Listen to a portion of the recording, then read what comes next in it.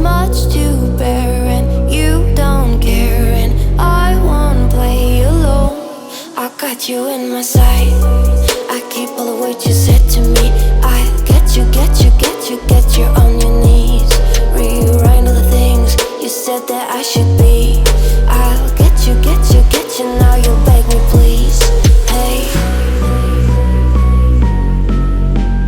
now I stay away. Hey, what's going on YouTube? Today I have the wonderful opportunity of driving a 2009 Audi R8 behind me, and this vehicle is a beauty. This is owned by one of my family members, and today I have the wonderful opportunity of being able to kind of review it and take it for a drive. So just to start things off, guys, I don't know much about Audis at all. I'm a Subaru guy, and I know everything pertaining to Subarus, so this is a new spectrum for me. So in front of me here is a 2009 Audi R8. This is a 6-speed automatic, and I believe the curb weight on this vehicle is like 3,400, and the horsepower out the gate is about 420 horsepower. Fuel economy is about, I think, 12 city and 19 freeway. Very new to all of this, and I'd like to start off doing these type of reviews and just being able to expand my knowledge in terms of cars and whatnot, and hopefully in the future be able to find the specific type of vehicle and platform that I truly love and desire.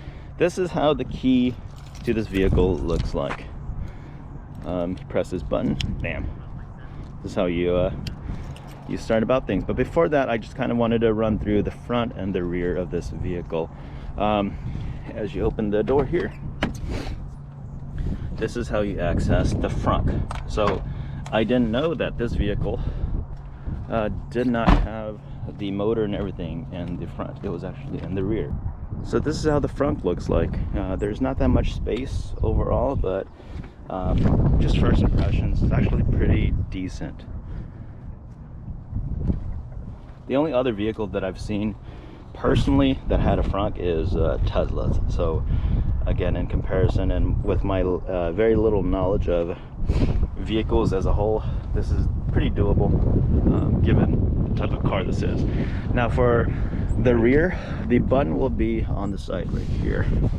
So you press this button here, you hear a click, and I'll take you to the rear.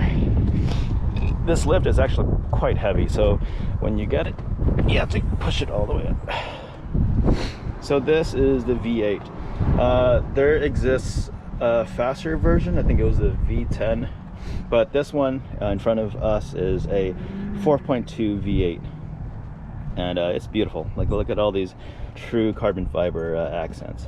This is how this vehicle is.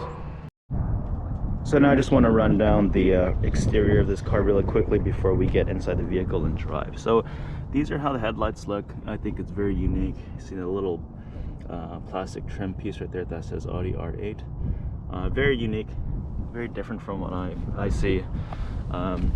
These are the stock wheels, I believe. These were painted black.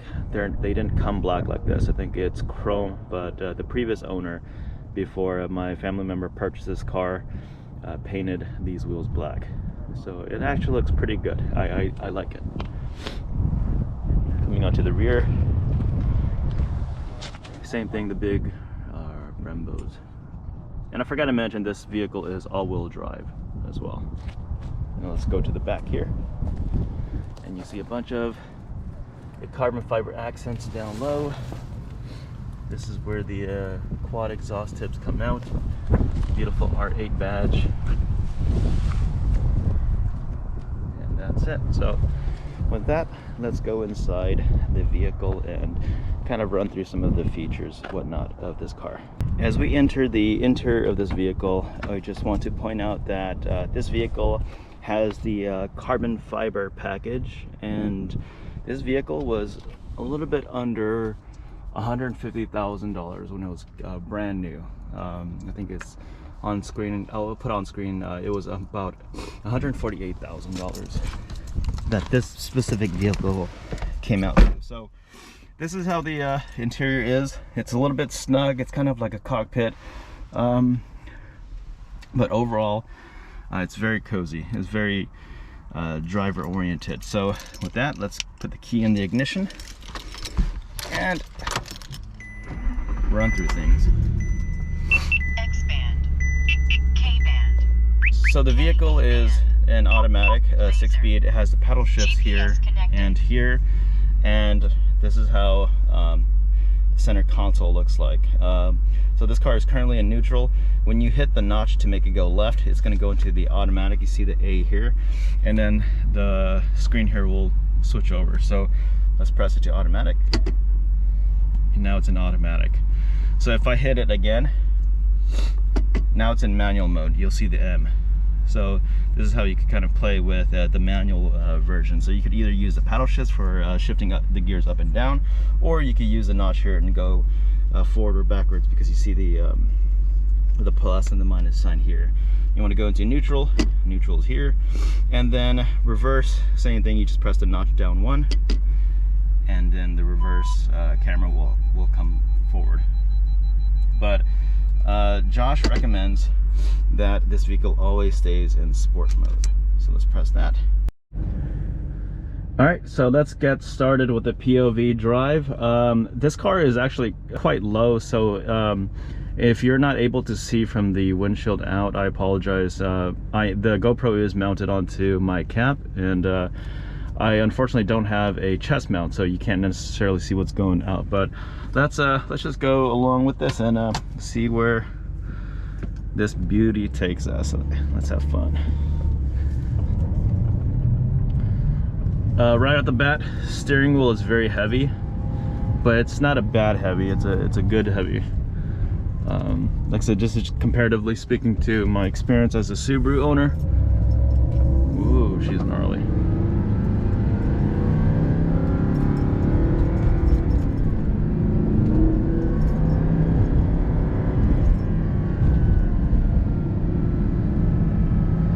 Yeah, visibility is actually really good in this car for a very low profile vehicle. When I look back, there's just a little bit of a blind spot at my about 4 and 6 o'clock, but other than that, this car is actually pretty, you know, well lit. Like, there's a lot of window panels, there's a lot of light coming in. So let's get to the spot over here, and then we'll take it for whatchamacallit. Well, there's people there. Hopefully they don't get mad.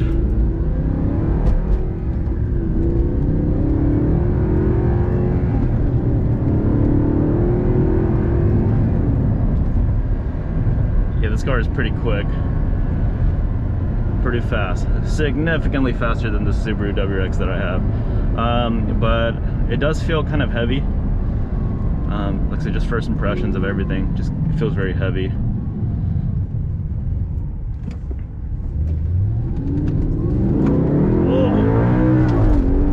Oh shit! Oh shit! Oh my god!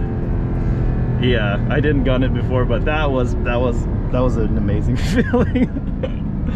Oh shit.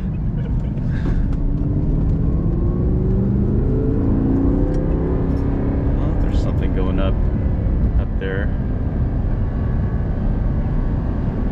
So I'll be taking some of these back roads and testing this car out. Oh man, it looks like an accident. A few motorcycles. There's a guy off his motorcycle. Well, that's very unfortunate.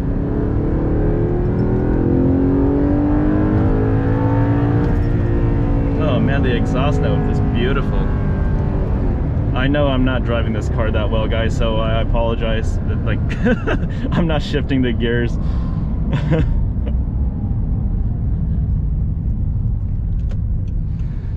But yeah, this vehicle is definitely a joy to drive.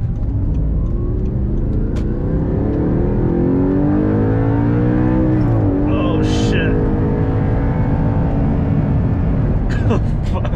Oh man.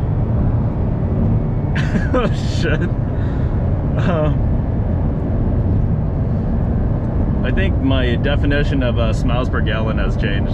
Definitely has changed, just with the driving of this vehicle. But fuel economy, not so great on this car. I think when we first started, it was at half. The needle was at half, but now it's slowly creeping down almost to a quarter. So this is definitely a miles per gallon vehicle for sure. I don't think I would daily this car. So let's go past this Prius.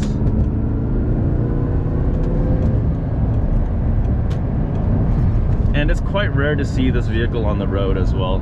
You know, in my time, at least here living in Sacramento, I rarely see that many Audi R8s. And so I'm sure the ownership and the ownership base, they're very niche and very selective of, you know, the folks that they hang out with. So I think that's something that Josh has mentioned before too, that it took a very difficult and long time to find an owners group, and most of the people that own this vehicle are a lot older.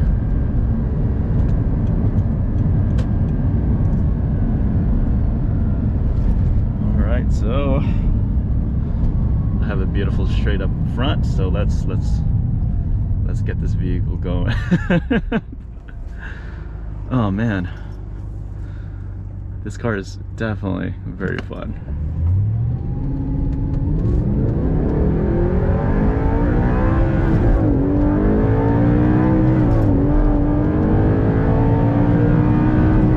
Woo! Oh my god, holy shit. I'm sorry for cussing so much, but my god, this car is fucking quick. And then knowing my hot-headed self, I'll definitely fucking get in trouble for driving this car, especially with people trying to race me. You see this Q50 in my right behind me? He's definitely pulling up. Oh man, this is a fun car, no lie. Hello Q50.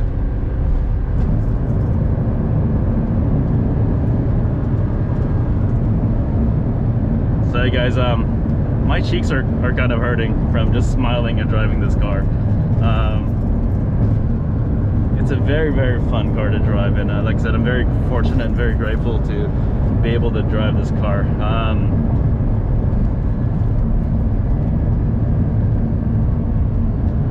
I'm sure this car gets a lot of attention on the road.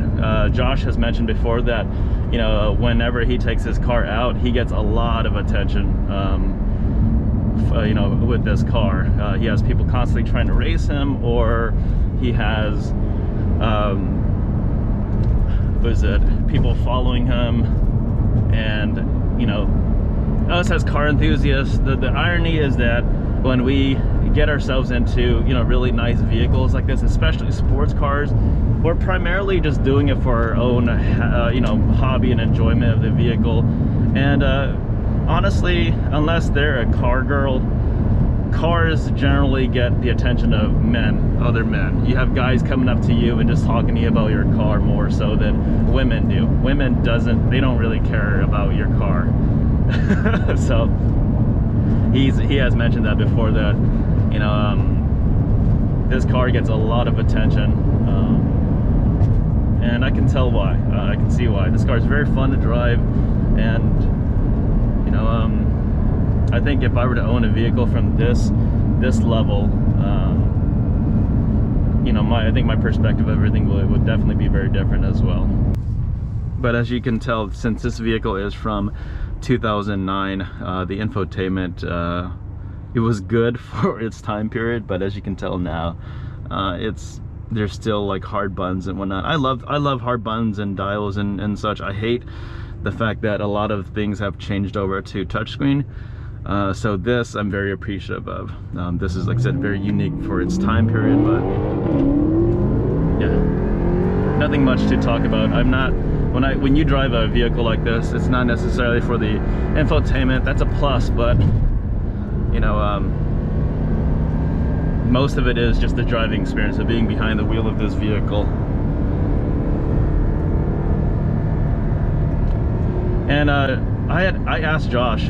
There was a manual version of this vehicle, and I asked him why he didn't get it, because you know, before all of the other vehicles he's ever owned are manuals, and he said that he's kind of gotten tired of driving manuals, but most importantly, the people at this price level, this price range, and this ownership range, they don't drive manuals. They all drive, you know, pedal shift, you know, 6-speed, 8-speed, whatever, plus automatic. So I understand that. I can get that, especially with how fast this vehicle is.